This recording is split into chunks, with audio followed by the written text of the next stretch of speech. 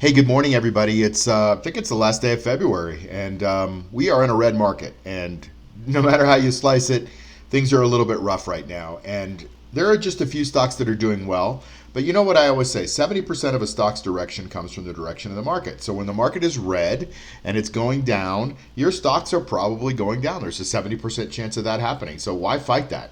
And so over the last couple of weeks, I've gone to cash on most of my positions. Now I still have some remnants in there, and then I've tried to hedge it. I'm going to talk about how I'm hedging today.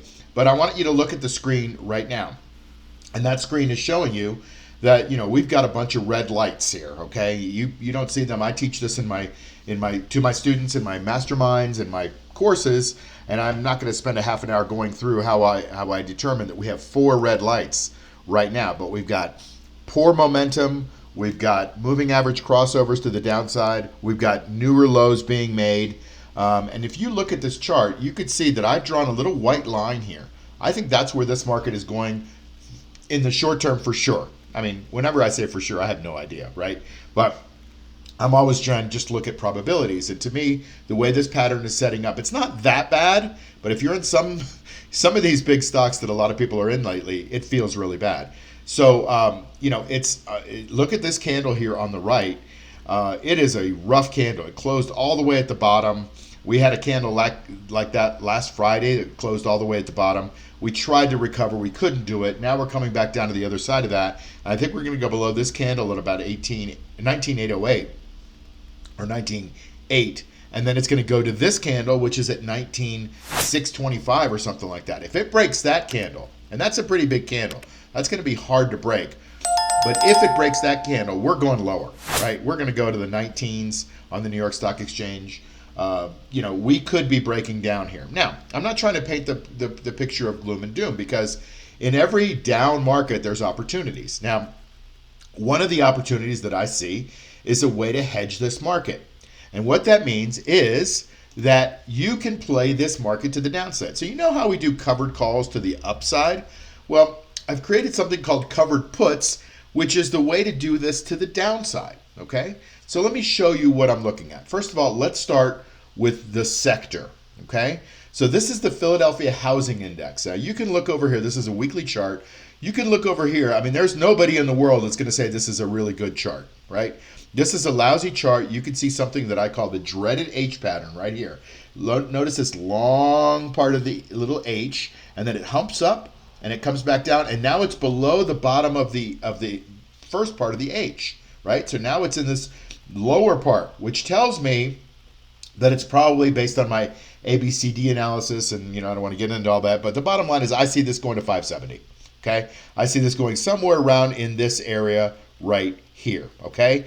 I don't know if it will or not, but that's the probability. This thing has got a death cross right here. It's got momentum down past this little hammer candle that was so nice when it happened, but it couldn't hold the 200-day moving average. There's a lot of technical things on this chart that are breaking down, and now it's heading first for this 645. We'll see what it does there, but I really kind of think that it wants to go to 570, okay, and that will complete this ABCD pattern down. Okay, that's the weekly. That looks kind of okay, right? But when you put it on the daily, check this out. It looks like death, right? You could see the dreaded H here. You could see the gap downs. There's a bunch of gap downs all the way. Look at all the gap downs. Think about it for a second. If we're going into a recession, if interest rates are going back up, and they are right now, if all of these things are happening, why would more people buy homes? Why? Homes are pretty inaccessible for a lot of people, right? Or inaccessible. And so homes are going up in price, not in value. They're the same thing that they were 5 years ago, but they're just double the price now. So they're going up in price.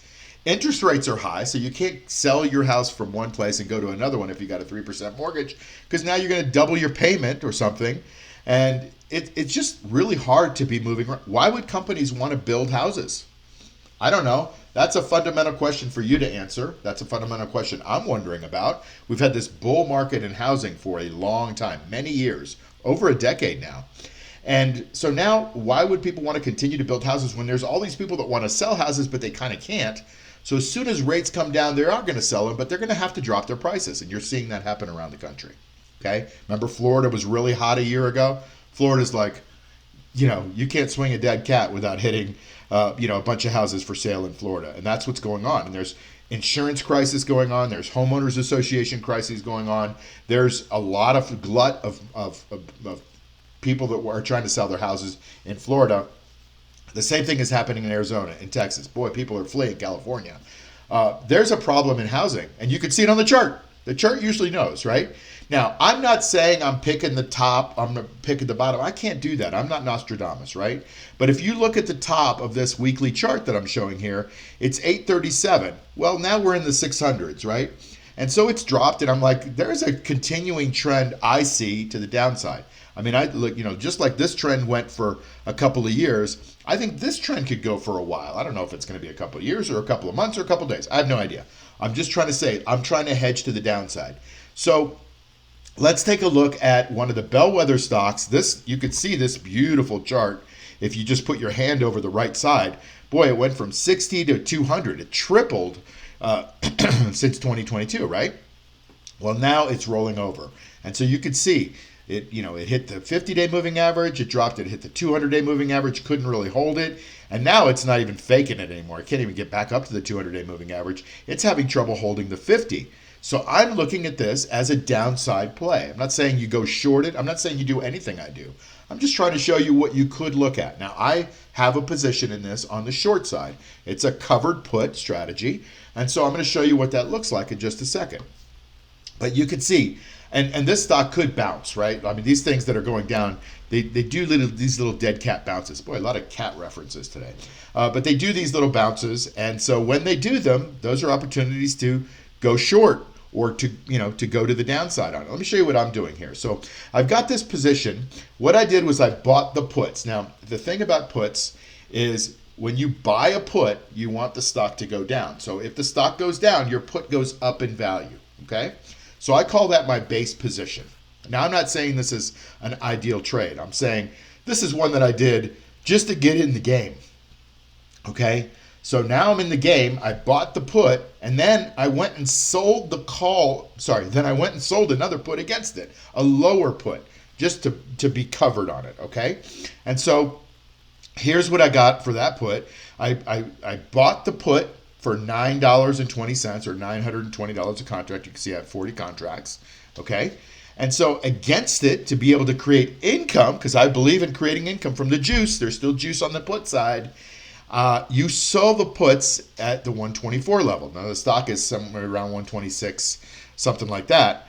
And so we're just a little bit, what are we here? Just a slight bit out of the money, and that's why you see a 41 delta. Now that's what I'm saying. This is not ideal. Normally you'd want a higher delta, but I just wanted to get in the game and enter a position. So, okay, so I've got those long puts, and I sold against it, and when you sell against it, you get money.